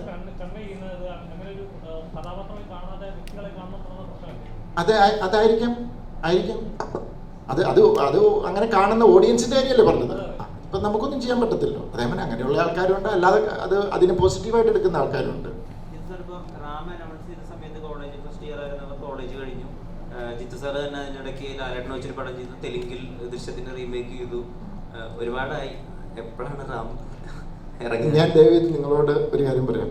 റാമിന്റെ ചോദ്യം ഇനി എന്നോടല്ല ചോദിക്കുന്നത്, ഇനി അത് പ്രൊഡ്യൂസറിനോട് ചോദിക്കണം. കാരണം ഐ എം ജസ്റ്റ് ഞാനും ലാലേട്ടനും എൻ്റെ ടീം ഈസ് വെയിറ്റിംഗ് ഫോർ പ്രൊഡ്യൂസറിൻ്റെ ഒരു തീരുമാനത്തിന് വേണ്ടി വെയിറ്റ് ചെയ്യണം. അപ്പം അദ്ദേഹത്തോട് ചോദിക്കുക, കാരണം ഞങ്ങൾ റെഡിയാണ്. അത്രേ എനിക്ക് പറയാൻ പറ്റും. ആസിക, നേരത്തെ അമല മാം സിനിമാറ്റോഗ്രാഫറിനെ പറ്റി പറഞ്ഞു. അപ്പോൾ തീർച്ചയായിട്ടും അദ്ദേഹത്തിനെ പറ്റി പറഞ്ഞു. കാരണം ആ ടീസർ കണ്ടപ്പോൾ തന്നെ എനിക്ക് ഭയങ്കര അത്ഭുതമായിട്ട് തോന്നി. കാരണം നല്ല ഗംഭീരമായിട്ടുള്ള ഷോട്ട്സ് കാണിക്കുന്നത്. അത് എടുത്തു പറയുകയാണെങ്കിൽ ആ ഒരു ഗുഹ അല്ലെങ്കിൽ ആ റെയിൽവേ ട്രാക്ക്, അത് ആസിഫൊക്കെ നടന്നു വരുന്ന ആ ഒരു ഷോട്ട്, അപ്പം എനിക്കൊരു ഡൗട്ട് തോന്നി അന്നേരം. അതായത് നീ സിനിമയിലെ ഏറ്റവും മികച്ച ഷോട്ടുകൾ കൂട്ടി വെച്ച് ടീസർ ഉണ്ടാക്കിയതാണോ, അല്ലെങ്കിൽ സിനിമയിലുടനീളം ഇത്തരത്തിലുള്ള ഷോട്ട്സ് ഒരുപാട് ഉണ്ടായിരിക്കുമെന്ന്. അപ്പോൾ ആസിഫൊക്കെ സിനിമാറ്റോഗ്രാഫിയിൽ എത്രത്തോളം സാറ്റിസ്ഫൈഡ് ആണ്? ഈ സിനിമാറ്റോഗ്രാഫർ ജഡ്ജ് ചെയ്യുന്നത് സിനിമയ്ക്ക് ആവശ്യമുള്ളത് മാത്രം ഷൂട്ട് ചെയ്യുന്ന ആളാണ് നല്ല സിനിമാറ്റോഗ്രാഫർ എന്നാണ് ഞാൻ വിശ്വസിക്കുന്നത്. അതിൻ്റെ അകത്ത് സിനിമാറ്റോഗ്രാഫറിന്റെ കഴിവ് കാണിക്കാനല്ല, അതിൻ്റെ അകത്ത് ഞാനൊരു കുറേ ഗിമ്മിക്സ് ചിലപ്പോൾ അത് ഡിമാൻഡ് ചെയ്യുന്ന സിനിമകളുണ്ടാവും. ഞാൻ വിശ്വസിക്കുന്നത് ഈ ഡയറക്ടർ എങ്ങനെയാണോ ഈ സിനിമ നറേറ്റ് ചെയ്യാൻ ആഗ്രഹിക്കുന്നത് അതിനെ സപ്പോർട്ട് ചെയ്യുന്ന, അല്ലെങ്കിൽ അത് ഒരു ടേസ്റ്റ്ഫുള്ളി ചെയ്യുന്ന ആളായിരിക്കണം നല്ല സിനിമാറ്റോഗ്രാഫർ. അപ്പുവിനെ ഞാൻ ഇതിൽ മെൻഷൻ ചെയ്യാനുള്ളൊരു കാരണം, ഈ സിനിമയെ അപ്പു മനസ്സിലാക്കി ഈ ഒരു മാജിക്കൽ ഫീൽ ഈ സിനിമയിൽ കൊടുക്കുക. ഒരു ഇമാജിനറി വേൾഡ് നമ്മൾ പറയുമ്പോൾ അതിനെവിടേക്കോ ഒരു പ്രത്യേകത, ഒരു അസ്വാഭാവികത തോന്നണം, എന്നാൽ അത് ഭയങ്കര ഗിമ്മിക്കായിട്ട് തോന്നരുത് എന്നുള്ളത് കൃത്യമായ ഒരു ലൈനിലൂടെ അപ്പു പോയിട്ടുണ്ട്. പിന്നെ ആ ലൊക്കേഷൻ ഒരു പുതിയ സ്ഥലമാണ്. അപ്പോൾ നമുക്കത് കാണുമ്പോൾ അതിലെ എല്ലാ ഫ്രെയിംസും നമുക്ക് ഭയങ്കര ബ്യൂട്ടിഫുൾ ആയിട്ട് തന്നെ തോന്നും. അത് തന്നെയായിരുന്നു അർഫാസിന്റെ ഉദ്ദേശവും. ഈ കഥ നടക്കുന്നത് എവിടെയാണെന്നോ ഏത് ജോഗ്രഫി ആണെന്നോ ഒന്നും ഓഡിയൻസിന് മനസ്സിലാവരുത്. എന്നാൽ ഇതൊരു മലയാള സിനിമയാണോ എന്ന് ചോദിച്ചാൽ ഇതൊരു ഒരു ഇന്റർനാഷണൽ സിനിമ, അതായത് നമ്മൾ റെപ്രസെന്റ് ചെയ്യാൻ ആഗ്രഹിക്കുന്ന മലയാളത്തിൽ നിന്നുള്ള ഇതൊരു മലയാള സിനിമയാണ് പുതിയൊരു സ്റ്റൈലിൽ പറയുന്നത്. അപ്പൊ ആ ഒരു പുതുമ എല്ലാ രീതിയിലും കൊണ്ടുവരാൻ ശ്രമിച്ചിട്ടുണ്ട്. അതേപോലെ ആസിഫ് അലിയുടെ എന്നുള്ള രീതിയിൽ മൾട്ടി ലാംഗ്വേജിൽ വരുന്ന ഒരു ആദ്യത്തെ ഒരു സിനിമയാണ്. അപ്പൊ ഇപ്പോഴാണെങ്കിൽ തമിഴ് ഓഡിയൻസ് മലയാള സിനിമ, അത് ഏത് നടന്റെ ആണെങ്കിലും നല്ല കഥകൾ നല്ല കോണ്ടന്റ് ഉണ്ടെങ്കിൽ സ്വീകരിക്കുന്ന ഒരു കാലഘട്ടമാണ്. അപ്പൊ അത്തരത്തിൽ എത്രത്തോളം ഒരു എക്സ്പെക്ടേഷൻ ഉണ്ട്? നമ്മൾ ഓരോ പ്രാവശ്യവും നമ്മുടെ സിനിമകളുടെ പ്രൊമോഷനായിട്ടും കേരളത്തിന്റെ പുറത്ത് പോകുമ്പോൾ ആളുകൾ പറയുന്നത് കേരളത്തിൽ നിന്ന് വരുന്ന മലയാള സിനിമയ്ക്ക് പ്രെഡിക്റ്റബിലിറ്റി ഇല്ല എന്നുള്ളതാണ്. അവിടെ നിന്ന് വരുന്ന സിനിമകൾ ഇത്തരത്തിലായിരിക്കും, അല്ലെങ്കിൽ നമ്മൾ തമിഴ് സിനിമ എന്ന് പറയുന്ന പോലെ, തെലുങ്ക് സിനിമ എന്ന് പറയുന്ന പോലെ ഒരു ഐഡന്റിറ്റി ഇല്ല മലയാള സിനിമയ്ക്ക്. ഇവിടെ നിന്ന് ഓരോ പ്രാവശ്യം പോയി അവിടെ ആളുകൾ ശ്രദ്ധിക്കുന്നത് ഓരോ രീതിയിലുള്ള സിനിമയാണ്. അപ്പം തലവിന് ശേഷം എനിക്കിനി വരാൻ പോകുന്ന റിലീസ് അവിടെ ആരെങ്കിലും കാണുന്നുണ്ടെങ്കിൽ അവർക്ക് തലവനിൽ നിന്ന് എൻറ്റയർലി ഡിഫറെൻ്റ് ആയ ഒരു സിനിമ കൊടുക്കാൻ പറ്റുന്നതിൻ്റെ ഒരു എക്സൈറ്റ്മെന്റ് ഉണ്ട്. അത് നമ്മുടെ സിനിമയുടെ ഒരു വളർച്ച ആളുകൾ ശ്രദ്ധിക്കുമ്പോൾ അവർക്ക് കിട്ടുന്ന ഒരു സന്തോഷമായിരിക്കും ആ ഒരു ഡിഫറൻസ് എന്ന് പറയുന്നത്. 2018 അവന്റെ ഇത് മയക്ക് പിടിച്ചു. ഇക്കൊക്കെ അറിയാലോ ഫാൻ ബോയ് ആയതുകൊണ്ട്. ചുമ്മാ തമാശ പറഞ്ഞു. Okay. But 2018 ഇക്ക ഉണ്ടായിരുന്നു. അത് ഇന്ത്യ ഒട്ടാകെ ഈവൻ ഓസ്കാറിൽ വരെ പോയൊരു സിനിമയാണ്. അപ്പം അതിൽ അഭിനയിച്ച ഒരു ആക്ടർ എന്നുള്ളൊരു നിലയ്ക്ക് ഇപ്പൊ മൾട്ടി ലാംഗ്വേജ് അല്ലെങ്കിൽ വേറെ ലാംഗ്വേജിലൊക്കെ ചേട്ടൻ കോൺഫിഡൻസ് ഇല്ല എന്ന് പറഞ്ഞിട്ടുണ്ട്. അപ്പം അതിന്റെ ഒരു ആവശ്യം ഇനി ഇല്ലല്ലോ, കാരണം ഇപ്പൊ ഇന്ത്യ ഒട്ടാകെയുള്ള ആൾക്കാരൊക്കെ കണ്ട് കോൺഫിഡൻസ് ഇല്ലെന്ന് പറഞ്ഞത് എനിക്ക് മലയാളത്തിൽ നിന്ന് ഞാൻ പോയി മലയാള സിനിമയെ റെപ്രസെന്റ് ചെയ്ത് അല്ലെങ്കിൽ അവിടെ നിന്ന് വന്നൊരു ആക്ടറാണെന്ന് പറയുമ്പോൾ എനിക്ക് അവിടെ കിട്ടേണ്ടത് അങ്ങനെ ഒരു വേഷമായിരിക്കണം എന്നൊരു ആഗ്രഹമുണ്ട്. പിന്നെ എൻ്റെ ഒരു സിനിമ കണ്ട് എൻ്റെ ഒരു ക്യാരക്ടർ കണ്ട് അവിടുന്ന് ആളുകൾ മനസ്സിലാക്കിയതിന് ശേഷമായിരിക്കണം അവിടെ പോകണം എന്നുള്ളതുകൊണ്ട്. ഇപ്പം ഈ വിളികളൊക്കെ വന്ന സമയത്ത് അതിനേക്കാൾ നല്ല മലയാള സിനിമ എനിക്ക് ഇവിടെ കിട്ടുന്നുണ്ടായിരുന്നു, അതുകൊണ്ടാണ് പോകാതിരുന്നത്.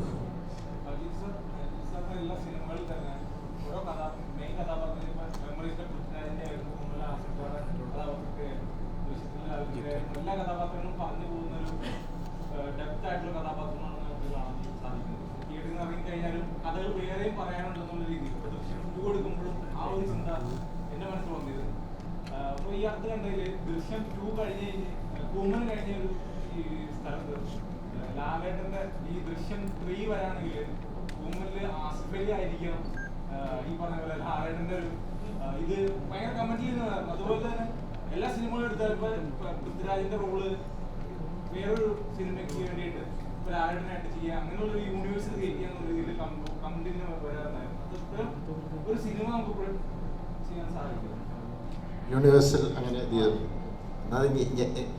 എൻ്റെ പ്രോബ്ലം വെച്ചാൽ അല്ല, എൻ്റെ ഒരു കാര്യം ഞാൻ പറയാം. എൻ്റെ ഒരു ഇത് വെച്ചിട്ട് ഇപ്പോൾ ആരെങ്കിലും എന്തെങ്കിലുമൊക്കെ ചെയ്യുന്നുണ്ടാവും.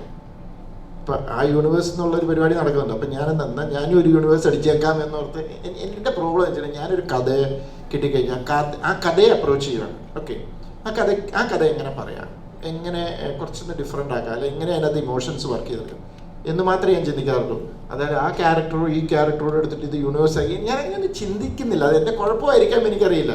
എന്നോട് എൻ്റെ മോള് ചോദിച്ചു ഇത് ശരിക്കും ഇപ്പോൾ ഇങ്ങനെ ഇതിലൊക്കെ വന്നപ്പം സാമലക്സ് മറ്റേ കൂബനിലെ ഇത് CBI നമ്മുടെ സേതുരാമയ്യര് ഇവർ തന്നെ. അപ്പം ഞാൻ പറഞ്ഞു അല്ല അത് എൻ്റെ ക്യാരക്ടർ അല്ല എങ്കിലും ഇങ്ങനെയൊക്കെ പറഞ്ഞു. ഞാൻ പറഞ്ഞു എനിക്ക് കിട്ടുന്നില്ല, എനിക്കങ്ങനെ ആലോചിക്കാൻ പറ്റുന്നില്ല.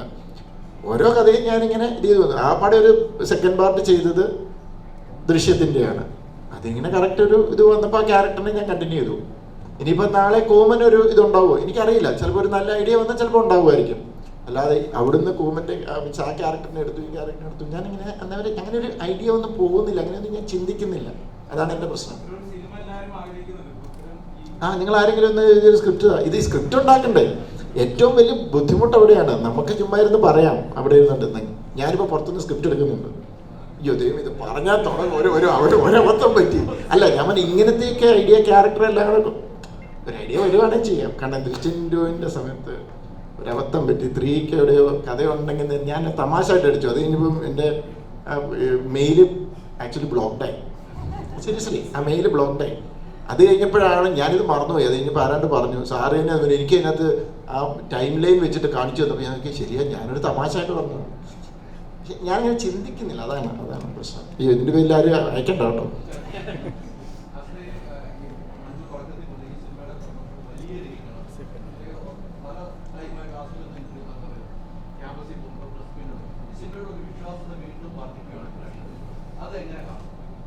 അല്ല, നമ്മൾ ഏത് പ്രൊഡക്റ്റ് നമ്മൾ ഇൻട്രൊഡ്യൂസ് ചെയ്യുമ്പോഴും അതിൻ്റെ മാർക്കറ്റിങ്ങിന് അതിൻ്റെതായ എഫേർട്ട് എടുക്കണം എന്ന് വിശ്വസിക്കുന്ന ഒരാളാണ് ഞാൻ. എൻ്റെ സിനിമ ഏറ്റവും കൂടുതൽ ആളുകളിലേക്ക് റീച്ച് ചെയ്യണം, അല്ലെങ്കിൽ ആ സിനിമ കാണാനൊരു തോന്നൽ ഉണ്ടാക്കണം എന്നുള്ളത് നമ്മുടെ മാർക്കറ്റിങ്ങിൻ്റെ വലിയൊരു അത്യാവശ്യമുള്ളൊരു അതാണ് മാർക്കറ്റിംഗ് ഉദ്ദേശിക്കുന്നത്. അപ്പോൾ അത് എല്ലാ സിനിമയ്ക്കും ചെയ്യുന്നുണ്ട്. പ്രത്യേകിച്ച് ഇത്തരത്തിലുള്ളൊരു സിനിമ വരുമ്പോൾ നമ്മളൊരു പുതിയ നരേറ്റീവ് ഉള്ളൊരു സിനിമയാണ്. അപ്പോൾ ഇതിൻ്റെ അകത്ത് ട്രെയിലറൊക്കെ കാണുമ്പോൾ കിട്ടുന്നൊരു മൂഡുണ്ടല്ലോ, ആ മൂഡ് വെച്ചിട്ട് ഈ സിനിമയ്ക്ക് ആളെ കൊണ്ടുവരണമെങ്കിൽ, ആളുകളിലേക്ക് കൂടുതൽ എത്തിക്കണമെങ്കിൽ നമ്മളൊരു എഫേർട്ട് വേണം. പിന്നെ ഇൻഡസ്ട്രി വലുതാവുകയാണ്. ഒരുപാട് നല്ല സിനിമകൾ വരുന്നു. ഇപ്പം ഈ വർഷം എടുക്കുമ്പോൾ ഈ വർഷം ഇറങ്ങിയ എല്ലാ സിനിമകളും അത്യാവശ്യം ഒരു എബോ ആവറേജ് ലെവലിൽ അഭിപ്രായങ്ങൾ നേടിയ സിനിമയാണ്. അപ്പോൾ അങ്ങനെ ഒരു വലിപ്പം ഇൻഡസ്ട്രിക്കും ഫീൽ ചെയ്യണം എന്നൊക്കെ ഉള്ളതുകൊണ്ടാണ് ഇങ്ങനെ എഫേർട്ട് ഇട്ട് മാർക്കറ്റ് ചെയ്യുന്നത്. ആസിഫ് ഖാൻ, ഇപ്പോൾ ഈ റെയിലിൽ തല വെച്ച് ട്രെയിൻ വരുന്നത് കാണുന്ന ഒരു ഷോട്ടാണ് നമുക്ക് എല്ലാവർക്കും മൂന്നാം നിറയിൽ കമലഹാസനെയും ശ്രീദേവിനെയൊക്കെ ഓർമ്മ വരും. അല്ലെങ്കിൽ പല്ലിൽ കറയിട്ട ഒരു ആക്ടർ ഓടിയിടന്ന് നടക്കുന്നു. അപ്പോൾ കറുത്തപക്ഷികളിലെ ശ്രീ മമ്മൂക്കേനെ ഓർമ്മ വരും. ഇതൊക്കെ ചെയ്യുമ്പോൾ ആസിഫയുടെ മനസ്സിൽ എന്തൊക്കെയാ വരിക? എൻ്റെ മനസ്സിൽ രഘു മാത്രമായിരുന്നു ഉണ്ടായിരുന്നത്. കാര്യം അർഫാസ് അത്ര രസമായിട്ടാണ് എനിക്ക് ആ ക്യാരക്ടർ പറഞ്ഞു തന്നിരുന്നത്. പിന്നെ ഒത്തിരി സമയമെടുത്താണ് നമ്മൾ ഈ സിനിമ ഷൂട്ട് ചെയ്തത്. ഈ പറയുന്ന പോലെ പെർഫോമൻസിന് വേണ്ടിയിട്ടാണെങ്കിലും നമ്മൾ ഒരുപാട് റിഹേഴ്സൽസും ഒരുപാട് വർക്ക്ഷോപ്സും ഒക്കെ ചെയ്തിട്ടുണ്ട്.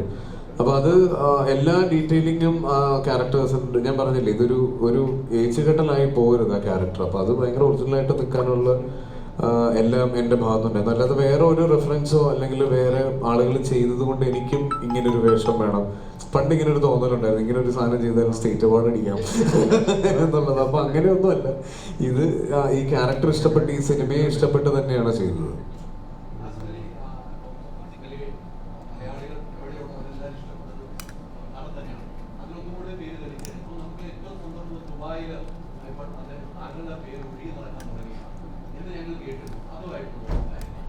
അല്ല, ഞാനും പറഞ്ഞു എനിക്കും സന്തോഷമുള്ളൊരു കാര്യമാണ്, ഒത്തിരി അഭിമാനം തോന്നി. അപ്പോൾ അതിൻ്റെ താഴെ ഒരു കോമൻറ്റ്, എന്താ പിന്നെ ഇവരൊരു ചില്ലുകൂട്ടിലിട്ട് പുണ്യാളിലിട്ട് പ്രഖ്യാപിക്കുന്നു. അപ്പോൾ അതും എല്ലാം ഇതിൻ്റെ ഭാഗമാണ്. അങ്ങനെ ഒരാൾക്ക് തോന്നി, അത് ഒരുപാട് സന്തോഷം. ഇല്ല, ഞാനും അത് ന്യൂസിലൂടെയാണ് അറിയുന്നത്. എനിക്കും അദ്ദേഹത്തിന് ഒരുപാട് പരിചയമുണ്ട്, പക്ഷെ അങ്ങനെ ഒരു കാര്യം ചെയ്യുന്നു എന്നുള്ളതൊന്നും എനിക്കറിയില്ലായിരുന്നു. അത് ഞാനും കേട്ടപ്പോൾ എനിക്കും തോന്നി അത് കുറച്ച് ഓവറായി പോയില്ലേ.